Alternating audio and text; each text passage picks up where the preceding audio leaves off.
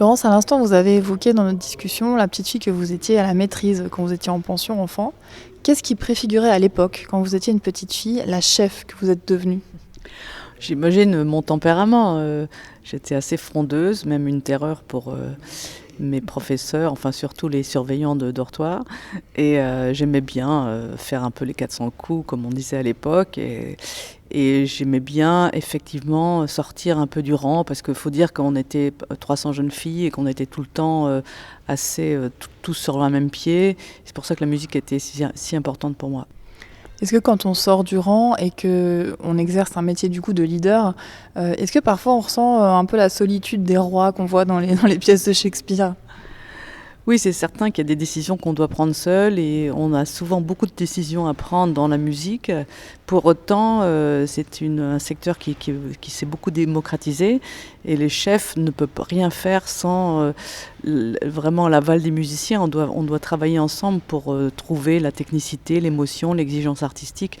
Voilà, mais c'est vrai que c'est quand même un métier où on est souvent seul. Ça arrive parfois d'avoir une envie furieuse de faire un coup de force, d'imposer quelque chose. Enfin, ça doit pas être facile à gérer des groupes comme ça d'individualités qui sont aussi des artistes par ailleurs. Oui, c'est vrai, ça arrive souvent et surtout que c'est un orchestre et un chœur, c'est aussi une structure avec beaucoup de gens qui travaillent autour de ce projet, c'est pas que des musiciens. Et de temps en temps, on se dit que c'est aussi une entreprise, c'est pas forcément qu'une démocratie. Alors, on essaye d'être le plus démocratique possible, mais de temps en temps, il faut savoir trancher, savoir décider, donc imposer. Voilà, après avoir parfois écouté, on espère, mais c'est vrai que c'est quand même, ça peut arriver, oui. Vous avez utilisé le mot entreprise à l'instant. Est-ce que vous êtes une entrepreneuse?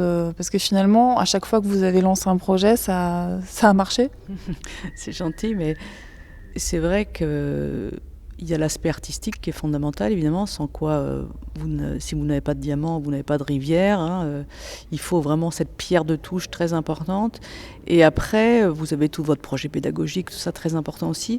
Mais tout ça demande des moyens, à la fois publics et privés, et un réseau de diffusion, etc. Donc il y a toute une partie du métier qui consiste à être entrepreneur, à être inventif aussi, parce qu'il faut raisonner avec la société, il faut être en écho avec ce qui se passe. Donc nous, on est très présents sur le numérique, on est très présents sur les réseaux sociaux.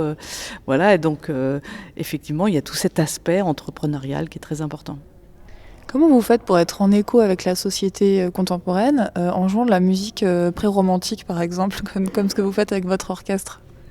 Il y a une démarche intéressante qu'on a appelée historicisante, c'est-à-dire essayer de savoir et d'être au plus près de ce que le compositeur voulait. Et on s'aperçoit, c'est un peu comme dans le film de Milos Forman, Amadeus, que quand on essaie d'être vraiment au plus près du caractère d'un personnage, finalement on le modernise, on le rapproche de nous. Ça, c'est très très intéressant pour moi. Et que de toute façon, si on ne trouve pas la clé de résonance dans une œuvre, à mon sens, il n'est pas nécessaire de la jouer. Voilà, parce qu'on est dans le spectacle vivant, on est dans cette recherche de résonance fondamentale entre le passé et le présent. Et pour moi, ça c'est vraiment ma quête. Ça ne veut pas dire qu'il faut tout mettre au goût du jour, pas du tout, mais retrouver la véracité dramatique d'une œuvre. Donc ça veut dire, si j'ai bien compris ce que vous venez de dire, que pour que vous décidiez de jouer une œuvre, il faut que vous sentiez qu'il y a une nécessité à le faire. Oui, surtout que si je joue une œuvre, ça veut dire qu'il y a des enjeux avec aujourd'hui, voilà, qu'on peut la comprendre, qu'elle nous touche. Et ça, c'est vraiment quelque chose de fondamental. Et même cette nonne sanglante de Gounod, avec le metteur en scène David Bobet, nous avons fait une lecture assez proche d'une psychanalyse, parce que je sais aussi que, d'abord, c'est un registre aujourd'hui très populaire, cette littérature gothique et cet univers. Et on sait que les psychanalystes se sont aussi emparés de la littérature gothique parce que c'était déjà une première révélation du psychisme intime.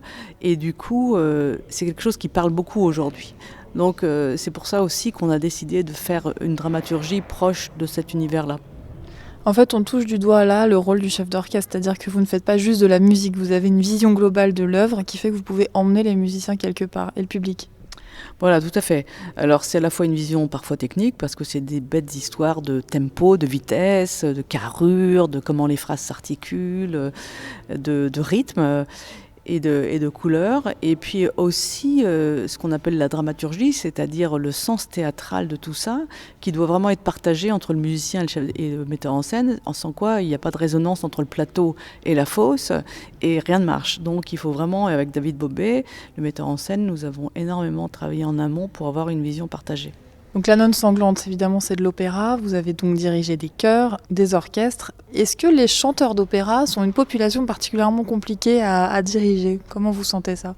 Je connais bien la voix pour en avoir fait beaucoup, notamment dans mes études viennoises.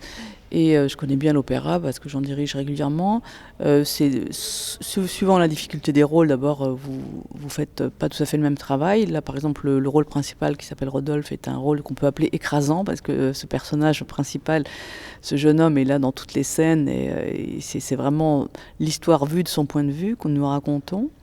Et du coup, c'est très éprouvant pour lui, donc il faut l'économiser, lui demander de marquer, comme on dit marquer pour chantonner, en fait, pour un chanteur d'opéra, et se préserver beaucoup pour justement qu'il soit en pleine forme pour les représentations. Et souvent, il y a un jour de repos entre chaque représentation, pour ces raisons-là d'ailleurs. Est-ce que vous avez encore le temps, Laurence, d'avoir des moments où vous êtes touchée par la musique, d'écouter la musique sans rien faire? Ça vous arrive encore? Ah bah bien sûr, d'abord je vais très souvent au concert, écouter d'autres personnes, et j'adore être spectatrice, oui. Et quand vous êtes en train de diriger, vous avez des moments d'émotion, vous êtes complètement concentré sur ce que vous faites?